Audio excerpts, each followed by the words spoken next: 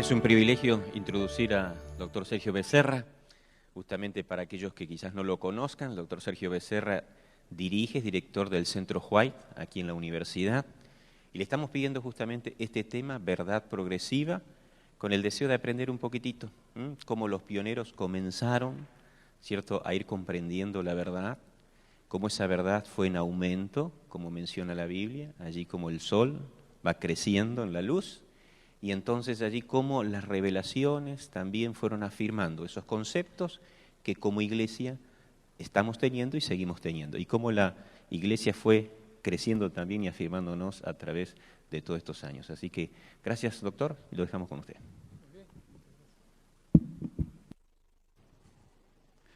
Bien, muy buenas tardes. A ver si podemos tener la proyección ahí adelante de lo que vamos a estar siguiendo. En esta tarde vamos a estar reflexionando sobre el método divino de la revelación progresiva. Acá hay una discusión un poquito de qué es, si Dios es el que se revela progresivamente o somos nosotros los que vamos comprendiendo progresivamente la verdad. Hay un poco de las dos cosas. Pero simplemente para que podamos ir siguiendo lo que estamos... disculpen que voy a estar un poquito mirando hacia el costado porque no tenemos acá el retorno, pero vamos a ir tratando de seguir lo que ustedes están pudiendo ver. Un poco vamos a hablar del bosquejo que ustedes van a estar viendo aquí en la pantalla. En primer lugar, nos vamos a hacer la pregunta, ¿cómo llegamos hasta aquí? Es decir, ¿cómo alcanzamos esta comprensión de la verdad que nosotros conocemos como las doctrinas de la Iglesia Adventista del Séptimo Día? Luego vamos a estar viendo algunas presuposiciones básicas o la presuposición básica y más importante sobre la cual vamos a trabajar esta temática. Y esto nos va a llevar a reflexionar un poco en algunas expresiones que usaron mucho nuestros pioneros, la verdad presente, el tema de los credos, las doctrinas pilares, que nos van a ayudar a comprender este tema tan importante. Y finalmente vamos a aplicar un poquito a la teoría de lo que vamos a estar hablando en la primera parte, en una segunda parte que habla sobre el caso de cómo nosotros vemos ese desarrollo doctrinal en la comprensión en la Iglesia Adventista del Séptimo Día en cuanto a la doctrina del Espíritu Santo. Entonces, la pregunta, ¿cómo es que nosotros llegamos a donde estamos hoy? Es una buena pregunta. Los pioneros llegaron a comprender toda la verdad que nosotros conocemos hoy, así de golpe, todo junto. La verdad es que cuando nosotros nos planteamos este tema vamos descubriendo algunas cosas que pueden ser sorprendentes, porque es importante ver este proceso y cómo se presenta para que nosotros podamos saber que las cosas no se dan exactamente como nosotros pensamos en el día de hoy. Comprender el cómo y el por qué se produce ese desarrollo doctrinal nos ayuda a saber de dónde venimos y cómo llegamos aquí. Vamos a hablar un poquitito sobre el contraste. Está el pastor George Knight, que es un historiador de la Iglesia, ha escrito varios libros sobre la historia de la Iglesia y también sobre la historia de las doctrinas. Él es un poco provocante y les gusta contarnos cosas que a veces nos dejan sorprendidos. Y él señala claramente que en algunas doctrinas, nuestros pioneros, ellos la verdad es que si tuvieran que pasar el examen que nosotros les hacemos a los candidatos bautismales, no los aceptaríamos dentro de la Iglesia Adventista hoy. ¿Por qué? Hay varias doctrinas que ellos siguieron aceptando durante mucho tiempo que nosotros ya no las aceptamos. Por ejemplo, vamos a ver algunas de ellas. Tenemos el caso que la mayoría de los pastores adventistas durante el siglo XIX eran antitrinitarios. Ellos no aceptaban la doctrina de la Trinidad, tenían una comprensión diferente de lo que es la divinidad de Cristo. No pensaban que el Espíritu Santo fuese una persona. Difícilmente hubiesen aceptado lo que nosotros planteamos sobre este tema en el día de hoy. Otra doctrina, por ejemplo, es que ellos eran antimisión. No creían que tenían la responsabilidad en los inicios de predicar el Evangelio a todo el mundo y que el mensaje adventista estaba reservado exclusivamente a esas doctrinas cardinales que nosotros reconocemos como nuestras doctrinas adventistas tan propias. Ellos consideraban que era solamente para los que habían participado en el movimiento de Guillermo Miller. Y al Señor le llevó un tiempo hacerles cambiar esa mentalidad para que ellos se diesen cuenta de que su misión era más amplia, no solamente a ese grupo, ni Norteamérica, sino todo el mundo. Y eso les llevó varios años. Finalmente, también el conocimiento que el grupo inicial de los pioneros tuvo sobre los principios de salud no se dio antes que la iglesia se organizara y como iglesia establecida. Por mucho tiempo ellos tenían el concepto de la alimentación y del cuidado del cuerpo que tenían todos los norteamericanos. Y es así como ellos tenían problemas de salud. Y el Señor, cuando le dio esas visiones a Elena de White sobre la salud, en realidad fue un regalo del cielo para que ellos pudiesen recuperar un estado de salud mucho mejor. Tenían ellos ahí al capitán José Bates, que tenía 70 años, uno de los fundadores de la iglesia, que tenía una salud de hierro. Y los pastores jóvenes que tenían 30 años estaban enfermos constantemente con problemas serios. Y eso cambió una vez que ellos aceptaron este mensaje de la salud. Vamos a hacernos la siguiente pregunta. ¿Es posible el desarrollo doctrinal? Hay algunos hermanos que esto los incomoda mucho. ¿Cómo es posible que nosotros hablemos de desarrollo doctrinal? Es decir, que nosotros no teníamos la verdad en el comienzo. Sí, la iglesia tuvo la verdad, pero no toda la verdad o toda la comprensión. Y nosotros tenemos la evidencia que efectivamente hay un desarrollo en la comprensión de la verdad. Así que evidentemente que sí. También tenemos otra pregunta. Es la siguiente. ¿Es posible reconocer un desarrollo doctrinal sin traicionar nuestra identidad adventista y siendo fieles a las doctrinas fundamentales definidos por los pioneros? Esta es una buena pregunta. Porque para algunos el aceptar que hay un desarrollo doctrinal significa de que nosotros estamos abiertos a traicionar nuestras raíces, a que nosotros vamos a abandonar nuestra fe. Vamos a reflexionar sobre el hecho de cómo podemos nosotros crecer en la comprensión de la verdad sin caer en la traición de la verdad que Dios sí nos ha dado ya hasta aquí. Y luego vamos a estar reflexionando sobre una tercera pregunta. ¿Hasta qué punto es posible aceptar el cambio doctrinal sin poner en riesgo una cierta continuidad con la doctrina original? Y este es un tema que es clave, porque nosotros podemos y debemos estar abiertos al cambio. El Señor necesita de que nosotros tengamos una mente abierta. Si nosotros no estamos dispuestos a tener una mente abierta para el cambio, nosotros no vamos a crecer en la santificación, por ejemplo. El Señor necesita de que nosotros estemos dispuestos a hacer una evolución en nuestra vida de aquellas cosas que el Espíritu Santo nos va mostrando a nivel personal. Y que cuando nosotros vamos comprendiendo que tenemos que hacer algunos cambios en nuestra vida para poder estar más cerca del Señor, que estemos dispuestos a aceptar eso. Como iglesia también. Y nuestros pioneros tenían esa mentalidad abierta.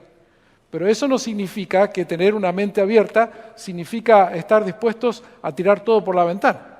Y que un día decir, bueno, creemos en la esperanza de la segunda venida de Cristo, ahora ya no queremos más.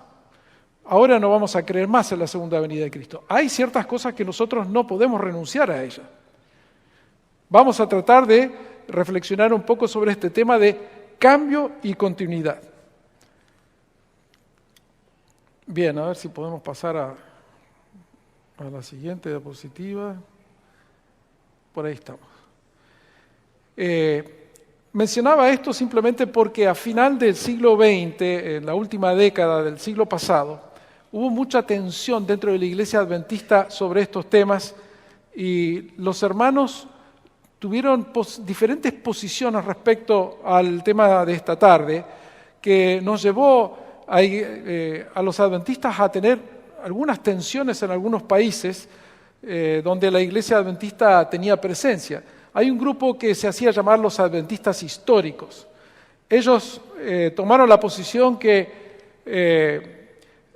es imposible aceptar el cambio porque eso nos haría renunciar a nuestra identidad y nuestras bases. Que la única manera de nosotros de ser fiel a la verdad que Dios había entregado a este pueblo es creer exactamente lo mismo que creían nuestros pioneros. Si nosotros no creemos lo mismo que ellos creían, nosotros estaríamos traicionando lo que el Señor ha revelado a esta iglesia. Esa es la posición de este grupo que tomó una posición extrema, porque ellos no estaban abiertos a esa flexibilidad, a esa posibilidad de que Dios les diese más luz. Pero vamos a ver un poco en la presentación de esta tarde si nuestros pioneros tenían esa posición, si ellos creían las cosas de esa manera. Otro grupo que ha sido, podríamos decir, influyente en este debate es el grupo de ciertos adventistas liberales que ellos dicen, nosotros tenemos que estar abiertos al cambio como algo natural. Tenemos que estar dispuestos a cambiarlo todo. Si tenemos que renunciar a las doctrinas cardinales, y no importa, hay que estar dispuestos al cambio de todo, porque eso es natural. Ustedes saben que en Estados Unidos hay una iglesia que a fines del siglo XX era muy conocido, era la famosa World Church of God. Es una rama de adventismo que tenía unos pastores que predicaban a través de la radio. Y ellos tenían una revista que se llamaba La Pura Verdad, que se distribuía gratuitamente en muchos idiomas en todo el mundo. Tuvieron muchos seguidores. El fundador falleció, después su hijo se jubiló, y la gente que tomó el control de esa iglesia, su presidente, un día decidió, por consejo de algunos teólogos del grupo, que ellos iban a dejar de observar el sábado, que para estar un poquito más en tono con el resto de los protestantes iban a cambiar el día de reposo. Y tomaron la resolución a nivel administrativo de que ahora no iban a guardar más el sábado. Bueno, esa iglesia se dividió, se autodestruyó y hoy en día creo que quedan dos grupos. Ese grupo mayoritario que decidió guardar el domingo creo que no tienen prácticamente ningún impacto. Ya no escuchamos casi hablar más de ellos. Ellos cayeron en este extremo, el del cambio en cuestiones claves, fundamentales. Y vamos a tratar de ver cómo no caer en ese extremo que produzca ese tipo de impacto. Ahora, si nosotros vamos al modelo bíblico, nosotros vemos que Dios otorga su revelación progresivamente, porque Él va dando luz a medida que su pueblo puede asimilar esa verdad. No es que Dios no nos quiera dar más luz, pero a veces nosotros somos los que no estamos en condición de recibir toda esa luz. Y tenemos un caso que es emblemático, es el ejemplo de lo que es la persona de Jesucristo. Los discípulos, que eran judíos, tenían un concepto judío de lo que es la divinidad. Dios es uno. Y esa es el Shema, es la oración que hacen los judíos cada día. Pero al conocer a Jesús, el Mesías, y vivir con Él durante 3 años, ellos se dieron cuenta que Jesús era más que eso. Jesús era un ser divino, además de ser hombre. Esto ellos no lo tenían en sus parámetros mentales. Pero sin embargo, al vivir la experiencia de estar con Jesús, su manera de concebir la divinidad de Jesús entró en sus mentes al punto que nosotros vemos al autor de la epístola a los Hebreos hablar en términos que un judío del Antiguo Testamento nunca hubiese hablado respecto al Mesías, donde dice que Él es el resplandor de su gloria, la imagen misma de su sustancia, y quien sustenta todas las cosas con la palabra de su poder. Habiendo efectuado la purificación de nuestros pecados por medio de sí mismo, se sentó a la diestra de la majestad de las alturas. Solamente un ser divino puede tener esas cualidades, esas características divinas. Ellos no se imaginaban que el Mesías pudiese ser así, pero la revelación, la comprensión de esa verdad que ellos vieron en Jesús, la revelación más importante de Dios, los llevó a esa conclusión. Evolucionaron entonces en su pensamiento al haber conocido a Jesús. Entonces, como presuposición de trabajo, vamos a plantear lo siguiente. Afirmando nuestra confianza en el origen divino del movimiento adventista, creemos que Dios condujo a los pioneros adventistas a la definición doctrinal inicial. Pero constatamos también que estas doctrinas eran susceptibles al desarrollo, profundización, enriquecimiento y en ocasiones la modificación, ya que en el proceso de la definición doctrinal participa tanto Dios como el ser humano, introduciendo este último las debilidades de la raza caída en el proceso. Esto simplemente unas declaraciones para ayudarnos en nuestra reflexión en esta tarde.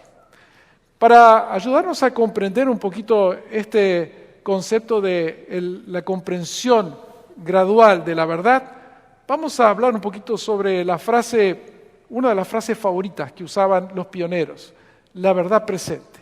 ¿Qué es esto de la verdad presente? Es una frase que era muy querida por los pioneros, a tal punto que la primera revista de la Iglesia Adventista se llamó La Verdad Presente.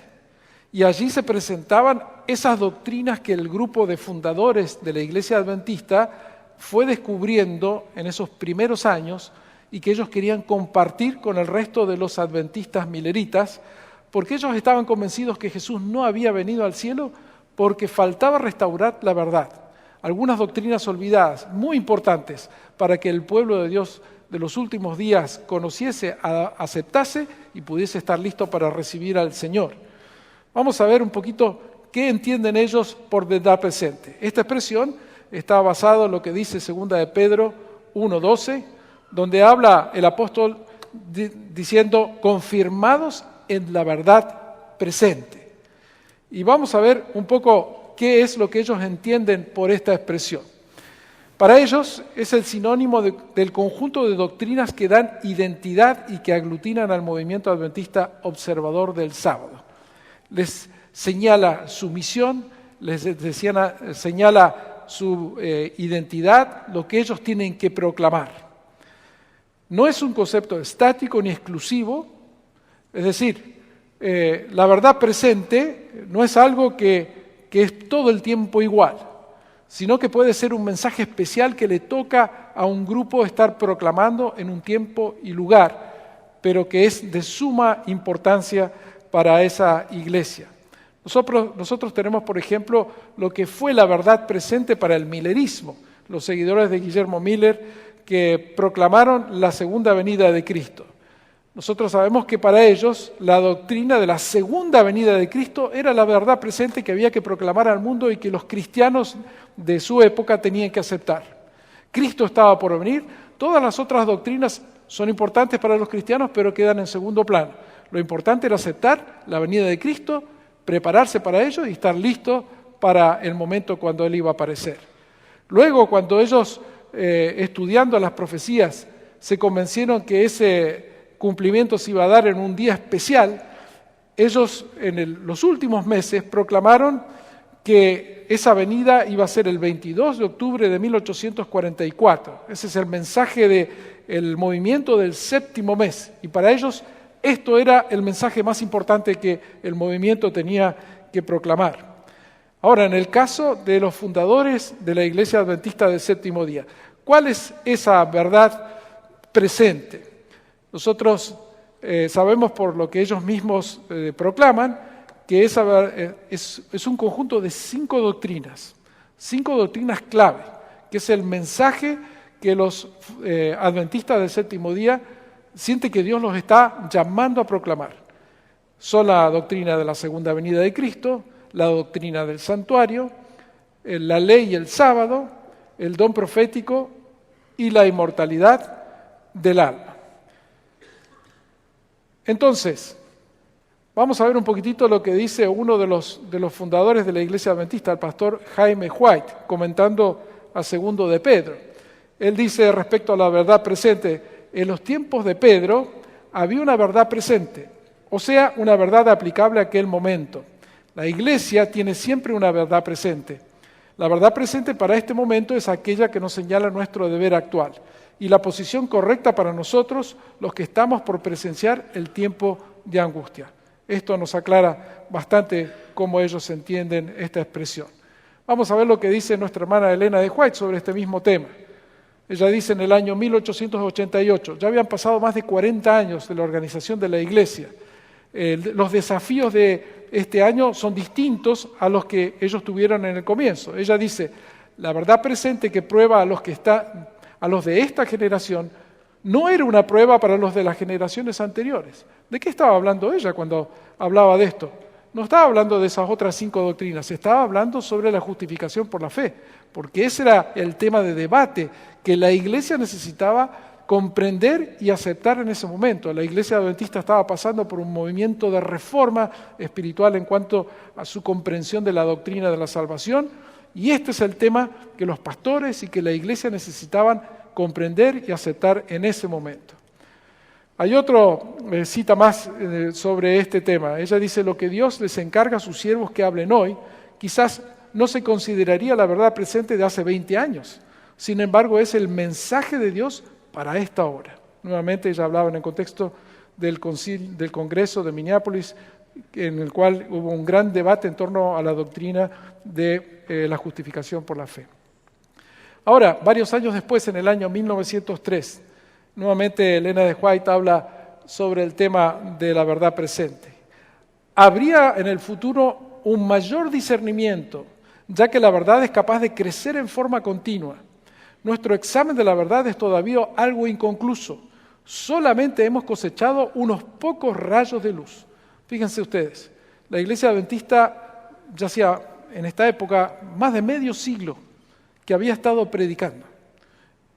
Y había avanzado muchísimo en la comprensión de las profecías, de las doctrinas. Y Elena de White dice claramente que la Iglesia no había llegado a su punto máximo de comprensión de la verdad.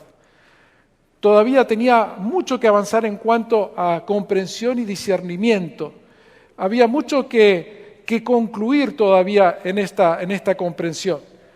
Y nosotros lo podemos ver, porque cuando leemos los artículos de esa época, están allí la estructura de algunas doctrinas que más adelante nuestros pastores, nuestros teólogos han ido aclarando y mejorando, al punto que nosotros podemos decir que somos muy bendecidos por toda la luz que la Iglesia ha ido acumulando a través del tiempo, guiado por el Espíritu Santo.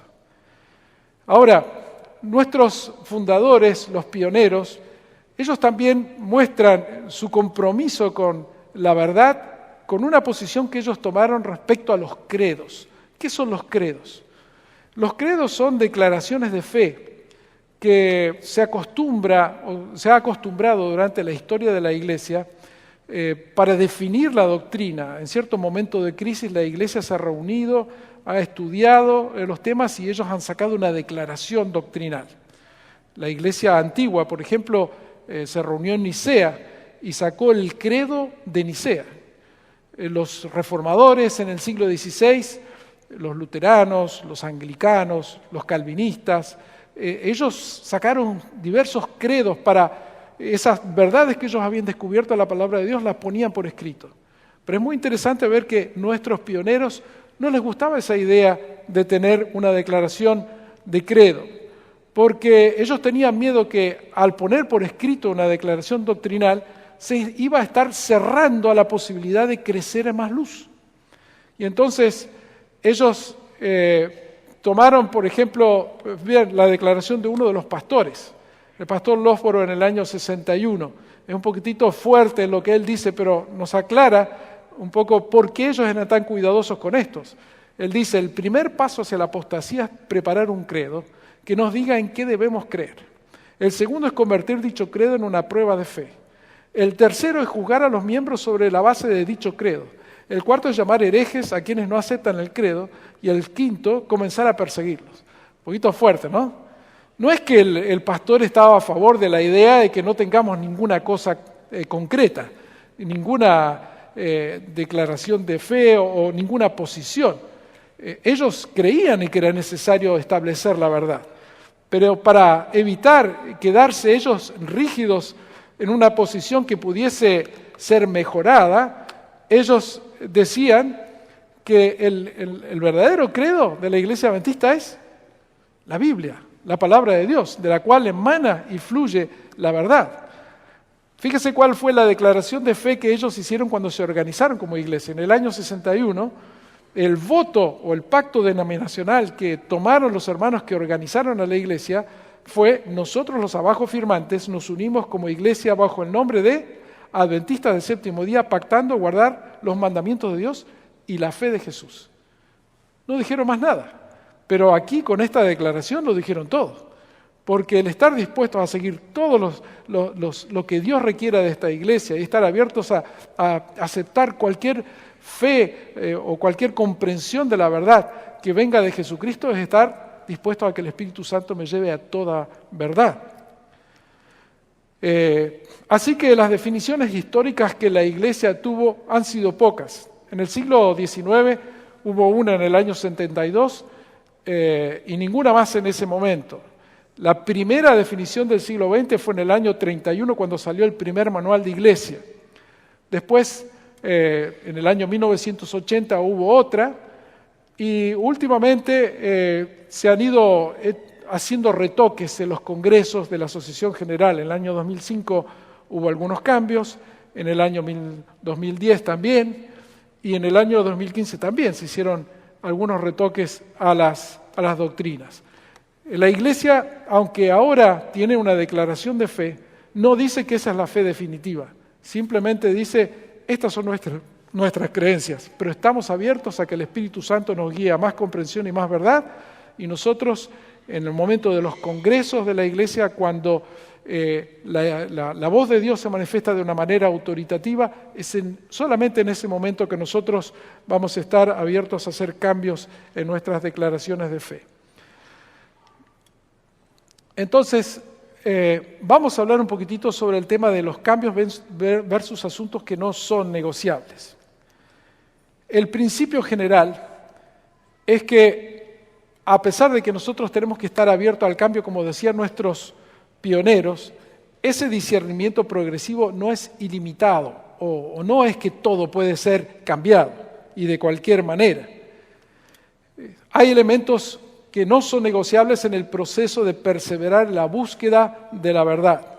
¿Qué son esos elementos según nuestros pioneros? Según Elena de White, ella habla de esta tensión en los siguientes términos. Ella dice, los adventistas deben crecer en su discernimiento de la verdad y abandonar a la vez viejos errores.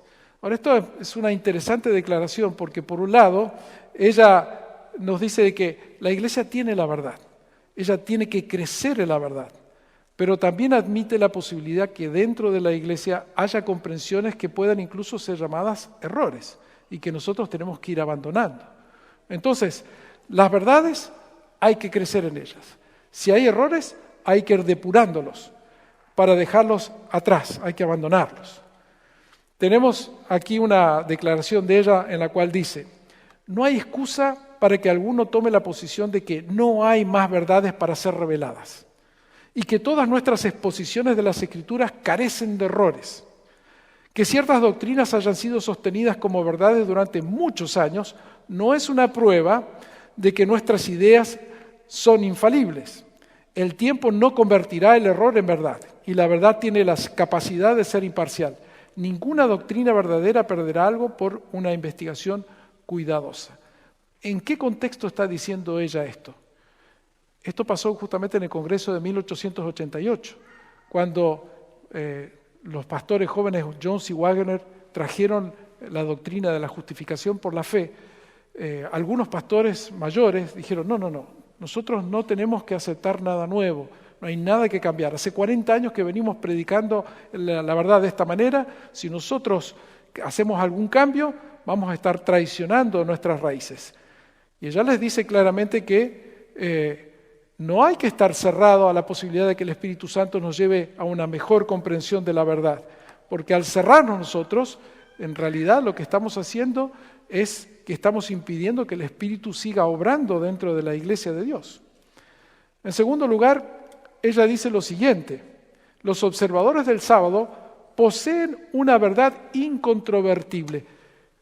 Aunque hay una posibilidad de crecimiento de la verdad, hay ciertas cosas que están claras, están bien definidas y nosotros tenemos que ser firmes y sostenerlas.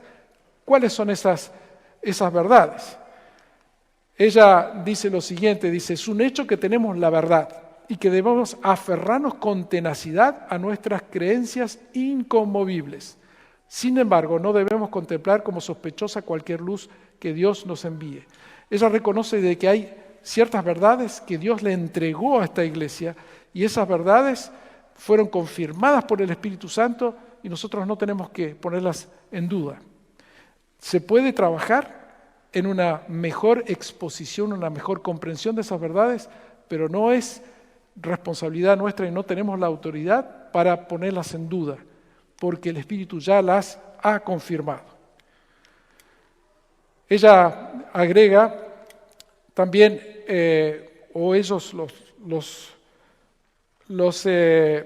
los pioneros utilizaban para explicar cuáles eran estas doctrinas inconmovibles y fundamentales, utilizaban varias expresiones.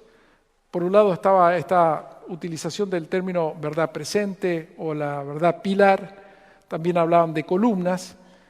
¿Qué es eso cuando ellos hablan de estos asuntos?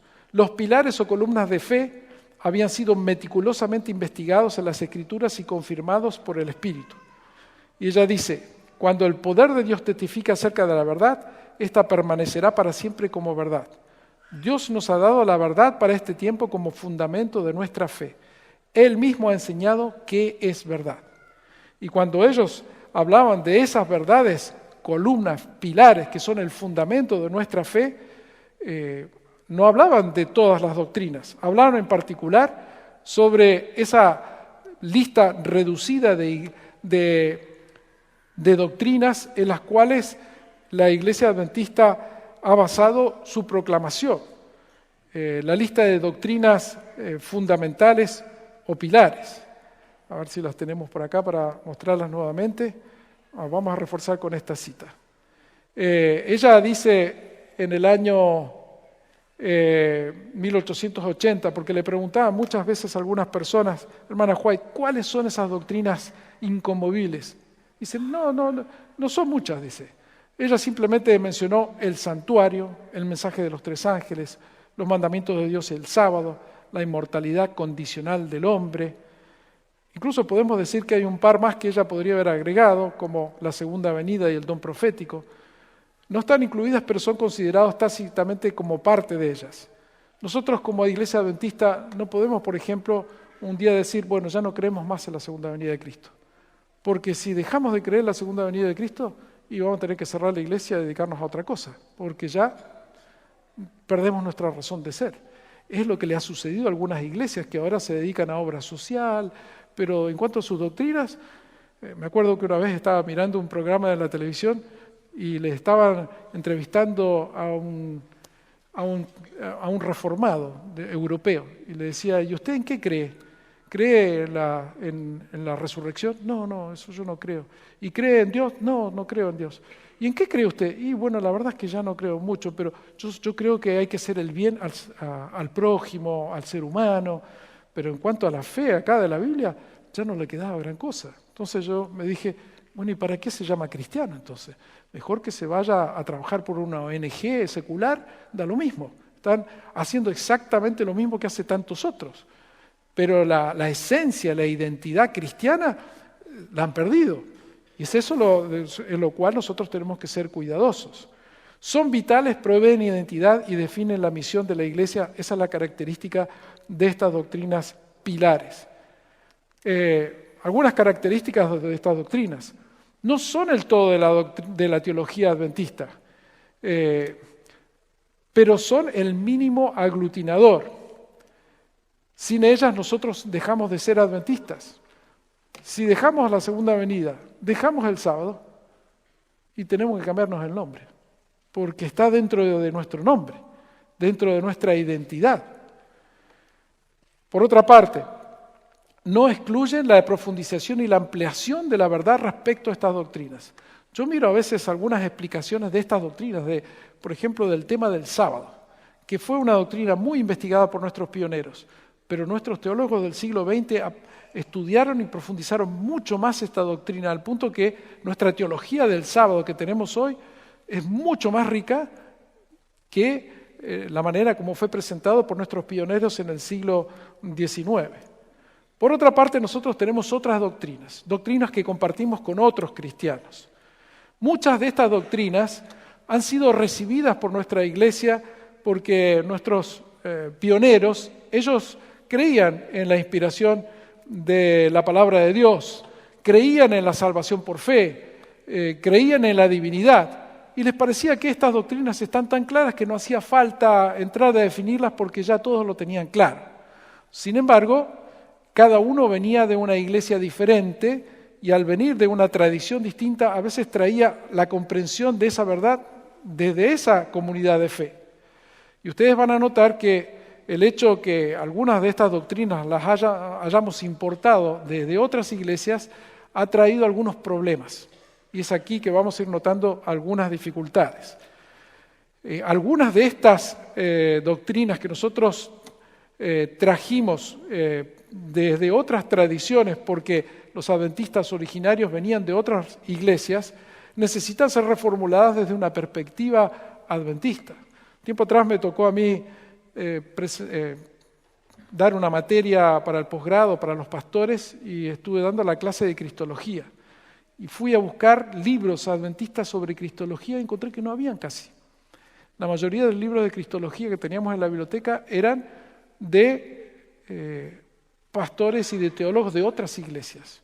Y claro, el material estaba interesante, pero por ahí me fui encontrando con algunos problemas, de que la explicación que daban ellos a veces se contradecía con la de otros, y uno se va dando cuenta de que falta el desarrollo de esa teología dentro de nuestra iglesia, no de la doctrina, sino de la reflexión teológica erudita de una manera más profunda.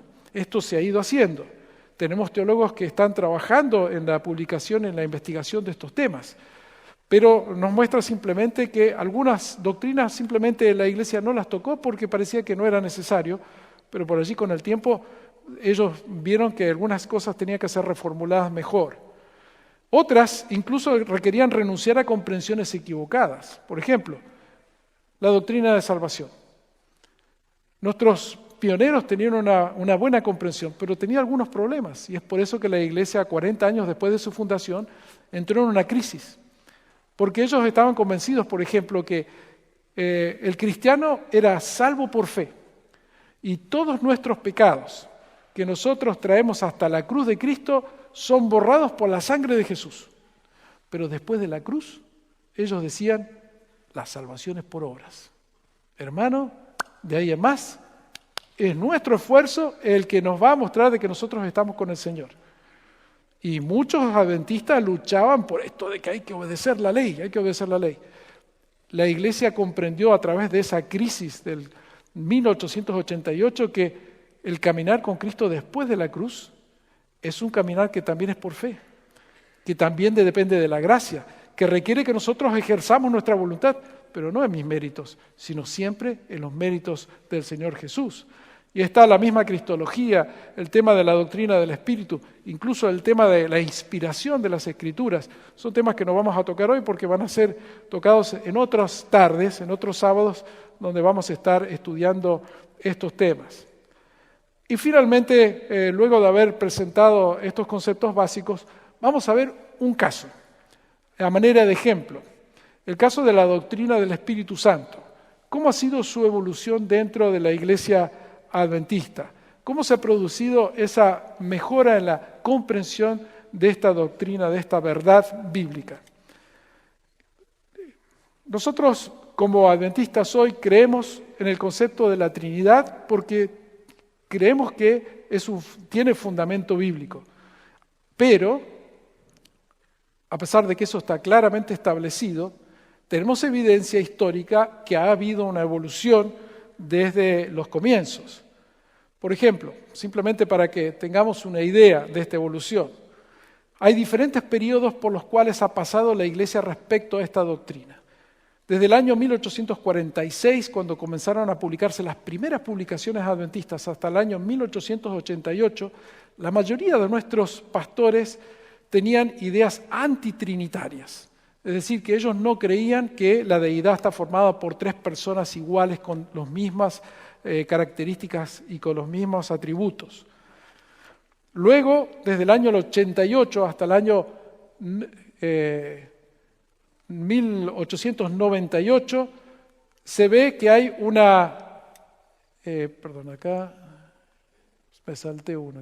hay una insatisfacción con el antitrinitarianismo. ¿Por qué? Se comienzan a dar ciertos problemas dentro de la iglesia y la iglesia se da cuenta que no está bien definido, no está bien comprendida esta doctrina y que hay que reestudiarla y ver las bases de las Sagradas Escrituras. Y entonces se pasa así a otro periodo. En este tercer periodo que va del año 88 a 1915, es el periodo cuando hay un cambio de paradigma. Se deja atrás esa posición antitrinitaria y finalmente se pasa a una etapa en la cual se va abandonando el antitrinitarianismo y finalmente a fines del siglo XX ya la Iglesia tiene una posición claramente trinitaria. Pero ¿qué pasa? Después de 1980 hasta la actualidad hay como un resurgimiento del antitrinitarianismo.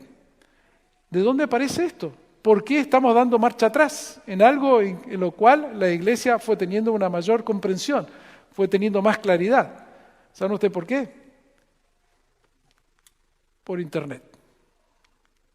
Porque algunos hermanos, ahora que están todas las publicaciones de los pioneros, por ahí se encuentran con algunas declaraciones de los primeros fundadores que hablan en contra de la Trinidad, que dicen que Jesús no es totalmente Dios, o que dicen que el Espíritu Santo es un poder y no una persona, lo leen y dicen, pero Jaime White decía tal cosa, y nosotros decimos otra.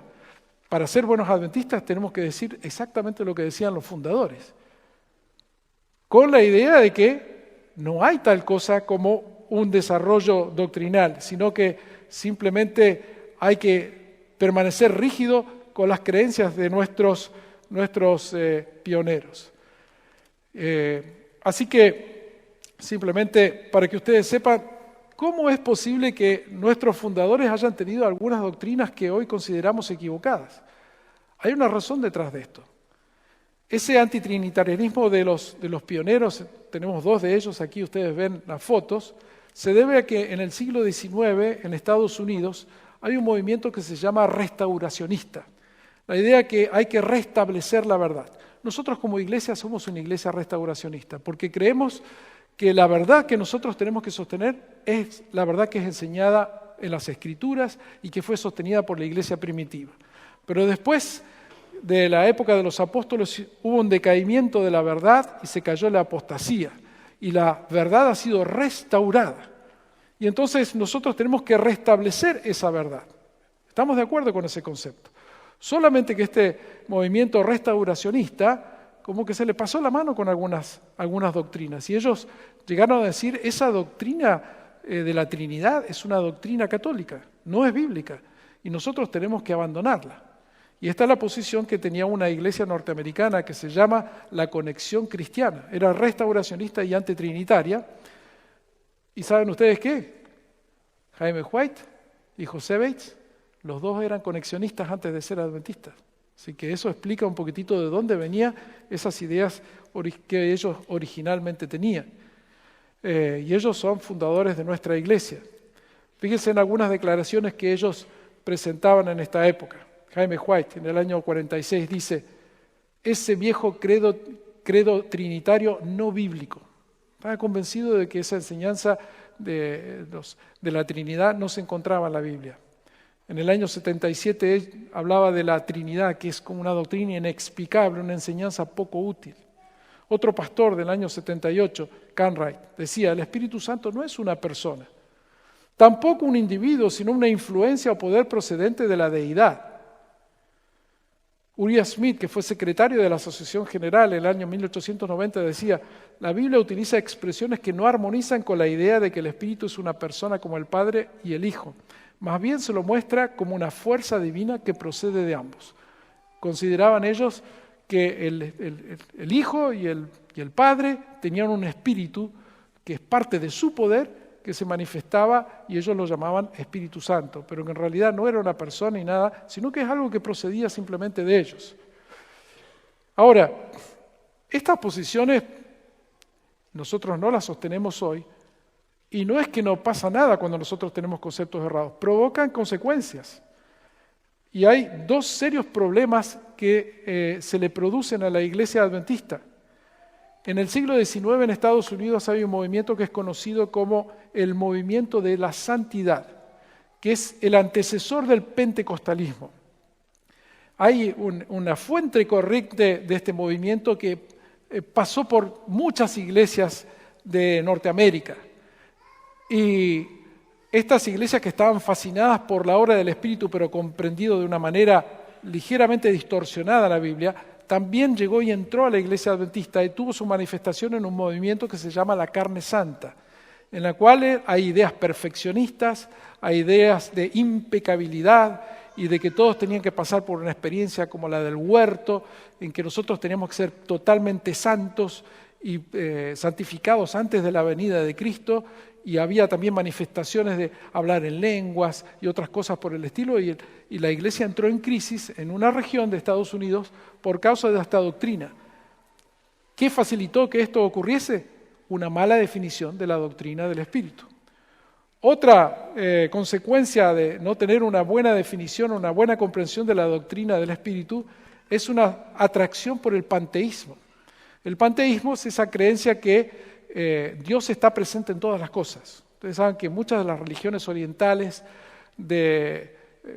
hoy en día nosotros la vemos incluso en algunas creencias sobre veganismo y sobre el cuidado de la salud o esta idea de la defensa del ecosistema, tienen ideas panteístas detrás. Porque ellos creen, por ejemplo, que cualquier vida es igual, porque Dios está presente en todo. Está presente en mí, pero también está presente en un árbol, está presente en un perrito, y todo es Dios. Entonces, al estar allí, nosotros tenemos que respetar todo al mismo nivel. Y que cuando nosotros cuidamos nuestra salud y estamos comiendo ciertos alimentos, estamos tomando un poquitito de Dios, de la salud, y entonces nos estamos haciendo un bien. Esto es peligroso y debido a esta mala definición de la doctrina del Espíritu, hay pastores y hay doctores adventistas que se sintieron muy atraídos por el panteísmo que estaba muy de moda en el siglo XIX, y las declaraciones que ellos hablan cuando hablan de los temas de salud e incluso de doctrina, algunos tenían manchados con conceptos panteístas. La Iglesia se dio cuenta, cuando surgieron estos movimientos, que era necesario que se aclarase la doctrina del Espíritu, porque estaba la posición anterior, antitrinitaria, y decir de que el Espíritu era un poder, estaba provocando errores y doctrinas heréticas que causaban daño a la Iglesia. Entonces, la Iglesia misma se da cuenta que se necesita una mayor comprensión de la doctrina de la deidad. Y se produce un cambio. Ahora, ¿qué es lo que produce ese cambio?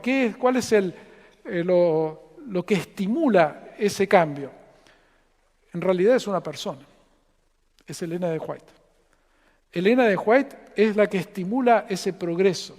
Y es muy interesante porque generalmente nosotros decimos de que Elena de White no ha tenido participación en cuanto a desarrollo doctrinal. Eso es verdad, pero principalmente al inicio, cuando la Iglesia definió esas 5 doctrinas pilares de la verdad presente.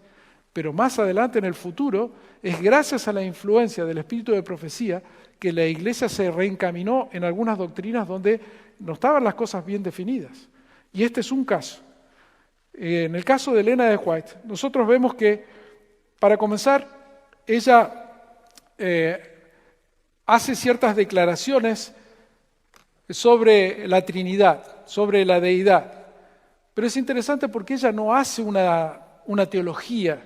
Ella no es que haya sacado un libro definiendo y explicando en términos filosóficos lo que era la deidad, sino que simplemente en sus libros ella hace declaraciones trinitarias claras, sin argumentación, dándolas por verdaderas, y sin discutir ni entrar en debate con nadie, a pesar de que iba en contra de lo que algunos otros pastores estaban enseñando en esa época.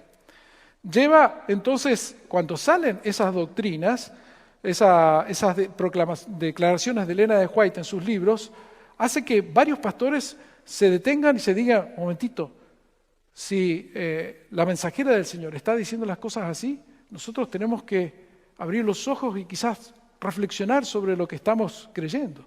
Hay un pastor Andreasen, que fue un importante teólogo de comienzos del siglo XX, que él cuenta que a finales del siglo XIX, cuando él estaba en la Facultad de Teología, él estaba allí estudiando y salió el libro Deseado de todas las gentes. Cuando salió el libro Deseado de todas las gentes, dice que todos ahí en la facultad, entre los profesores, se quedaron pasmados, porque Elena de White hizo varias declaraciones respecto a la divinidad total y plena del Señor Jesús. Esa no era la enseñanza que la mayoría de ellos tenían, y se quedaron helados. ¿Qué hacer respecto a eso? Comenzó el debate, comenzó la reflexión. Lo mismo sucede en cuanto a la doctrina del Espíritu. Las declaraciones del Espíritu de profecía suscitan la necesidad de estudiar y de ir a la Biblia.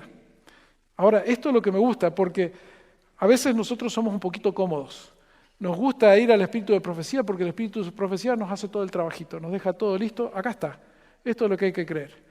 Pero en vida, Elena de White siempre dijo, mire, el Señor me ha revelado tal o cual cosa, pero nuestro deber es ir a la Biblia y todos estudiar hasta que estas cosas queden claras. En el Congreso de 1888, varios pastores se acercaron a ella y decían, hermana White, estamos acá con este debate, usted tiene que tomar posición, díganos lo que tenemos que creer. No, dice, acá el Señor no me ha dicho nada. Hagamos lo que hicimos al comienzo. Vamos todos a la Biblia, estudiemos la Biblia y encontremos la verdad todos juntos en oración y estudio. Eso es lo que hay que hacer. Y esto es lo que nosotros vemos que la Iglesia hace también en esta ocasión. Elena de White da ciertas declaraciones, pero no para que nosotros nos aferremos a las declaraciones y digamos, esta es la posición oficial.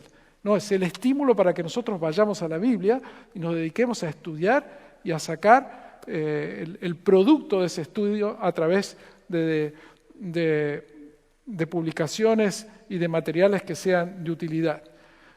Entonces la Iglesia en los años siguientes justamente trabaja en el reestudio de estas doctrinas y en definiciones. Lo interesante con Elena de White es que algunas personas dicen lo siguiente: los pioneros iniciales, ellos tenían ciertas definiciones respecto a la doctrina del Espíritu. Pero Elena de White no tiene ninguna de esas declaraciones. Ella nunca dijo de que el Espíritu era un poder. Tampoco dijo de que Cristo era menos que Dios. En los años anteriores al año 1890, ella tampoco se puso a contradecir a los líderes. Y es interesante que sus declaraciones anteriores al año 90 son vagas, son generales y que algunos han interpretado diversamente. Pero a partir de esa fecha hay un cambio de actitud porque ella se da cuenta, seguramente guiada por el Señor, que es necesario aclarar, dar énfasis renovados, no retractaciones porque ella haya tenido que cambiar algo, sino porque simplemente era necesario hablar con más claridad sobre ciertos temas. Por ejemplo, vamos a ver algunas de las declaraciones que Elena de White tiene a partir de la década de 1890. Ella dice en el año 99, Hay 3 personas vivientes en el trío celestial, el Padre, el Hijo y el Espíritu Santo.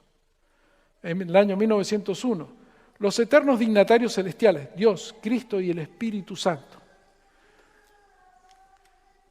Más adelante ella dice, en el año 97, cuando las pruebas ensombrezcan el alma, recuerde las palabras de Cristo, recuerde que Él manifestará su presencia invisible en la persona del Espíritu Santo. Él le traerá paz y consuelo.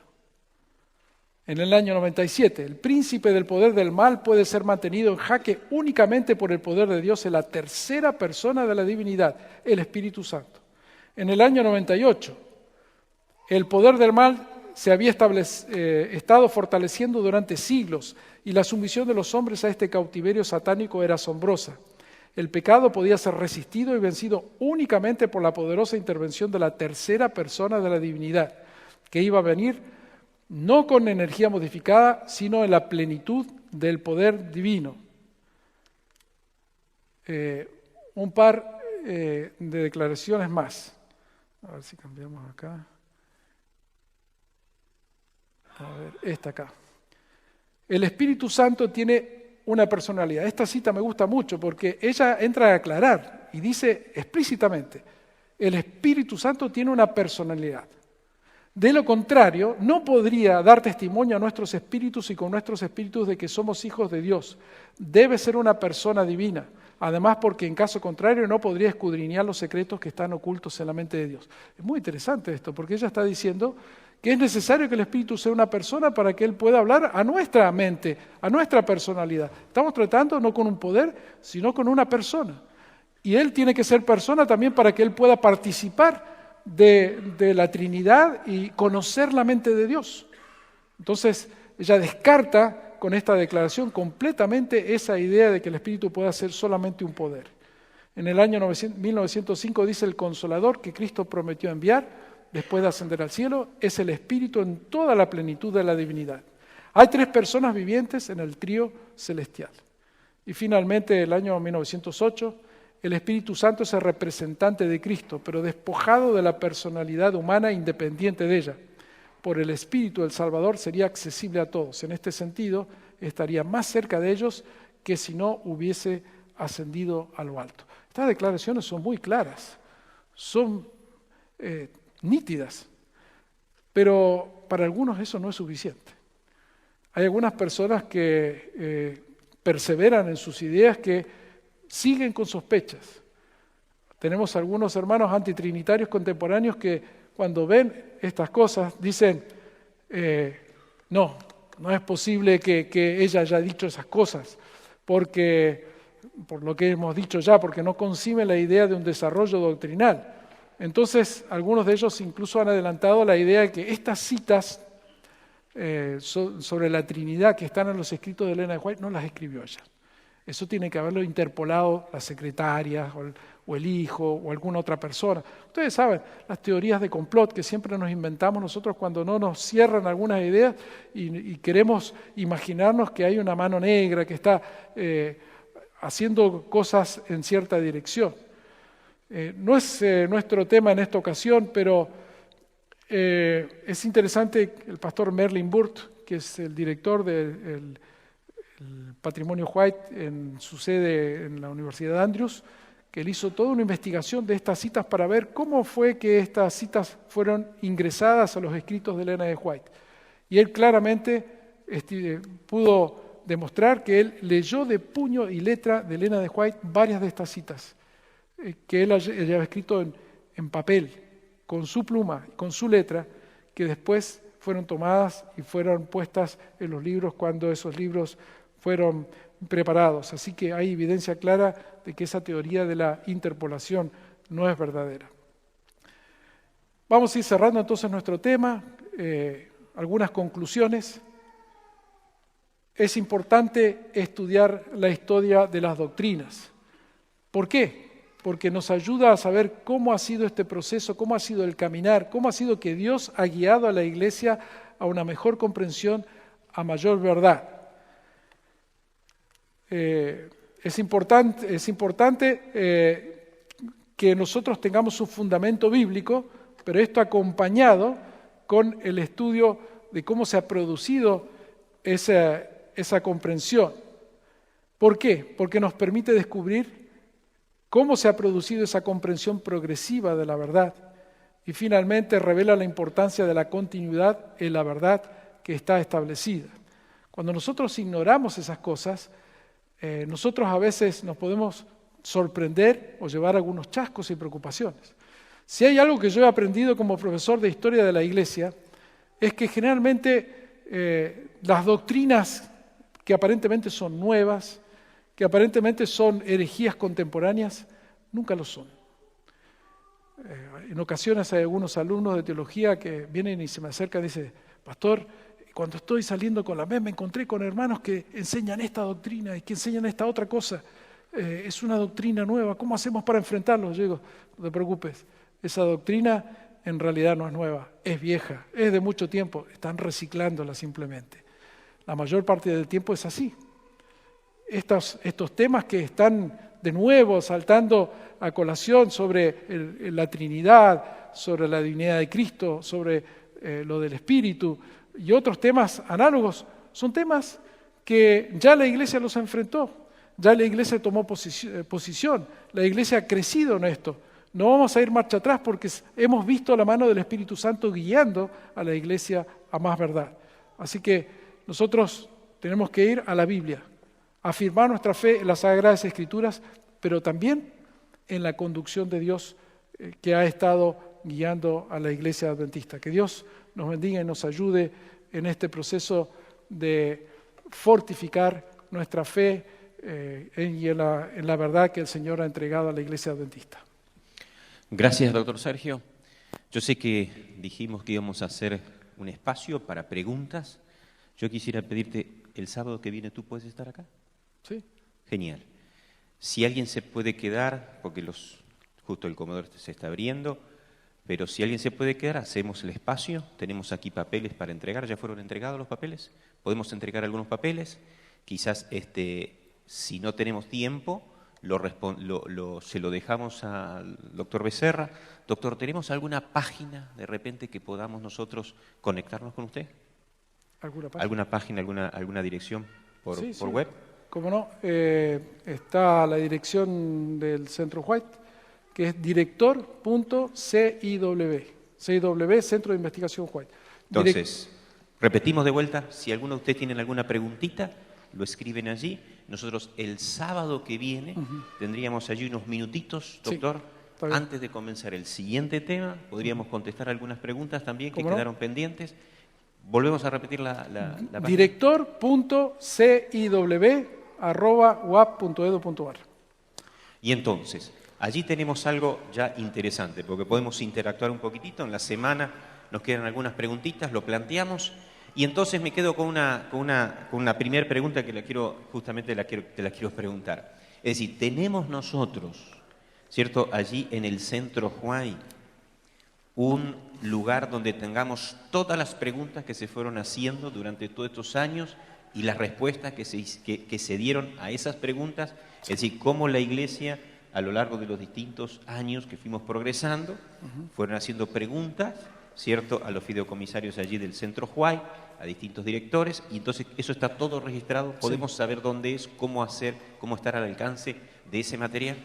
Sí, nosotros tenemos en el Centro White un archivo que se llama de preguntas y respuestas, que son preguntas que diferentes hermanos, pastores, la iglesia misma le ha hecho a los Centros White nuestro y de todo el mundo, y que lo tenemos allí archivado. Pero no crea que solamente es ese archivo el que tenemos. La Iglesia, a medida que ha estado recibiendo preguntas que se reiteran vez tras vez, lo que han hecho es publicar libros. Está bien. Tenemos un librito que acaba de sacar Casa Editora que se llama 101 preguntas sobre Elena de White, que muchas de estas preguntas que siempre nos vienen ya están contestadas en ese librito, así que le hago propaganda al librito. Y hay otros libros sobre doctrinas, sobre el espíritu de profecía y sobre otros temas que finalmente la Iglesia los ha contestado a través de obras, de libros. Así que en el Centro White estamos a disposición para cualquier pregunta, cualquier clarificación. Nosotros le podemos guiar a materiales que ya han sido publicados o ese archivo que tenemos de preguntas y respuestas. La otra pregunta que yo te iba justamente a hacer, a realizar, era si teníamos material ya publicado que tú ahora puedas quizás recomendar en cuanto al tema del crecimiento, ¿cierto?, en las creencias. Tenemos varios libros. Hay un libro publicado por el Dr. Knight, sí, que hay un paquetito que estaba siendo vendido el año pasado, yo espero que todavía queden copias, que él tiene un libro sobre historia de la Iglesia, y otro de historia de la organización, y hay otro sobre el desarrollo doctrinal, que Nuestra Identidad se llama el libro. Y él ahí habla sobre el tema del desarrollo de las doctrinas. Ok. Sí. Viendo la hora que es, gente, nos despedimos, hacemos una oración, y entonces nos encontramos sábado que viene, 17 horas, vamos a tener las preguntas, tenemos ahí, si ustedes antes de irse me dejan las preguntas, se las damos al doctor Becerra, contestamos el sábado que viene, allí nos dedicamos un momento para contestar esas preguntas, a su vez también tenemos la dirección, ¿cierto?, de internet, que es director.ciw. CIW, y entonces le hacemos preguntas al doctor Becerra y nos encontramos justamente con las respuestas el sábado que viene. Nos ponemos de pie y hacemos una oración. Gracias por venir, gracias por participar, gracias doctor Becerra por esta exposición bien clara y cómo nos ayuda a ir entendiendo y cuáles son esos conceptos de verdad progresiva. Oramos. Bondadoso Padre, gracias porque pudimos estar aquí. Gracias Padre porque tú nos das la posibilidad de seguir creciendo en tu palabra, en la comprensión de la verdad. Y Señor, algunas preguntas que quizás tenemos, que podamos volcarlas allí en las hojitas, que el sábado que viene nos reencontremos y entonces sigamos creciendo en esto que es tu palabra. Oramos, Padre, en Cristo Jesús, lo hacemos. Amén. Gracias por venir.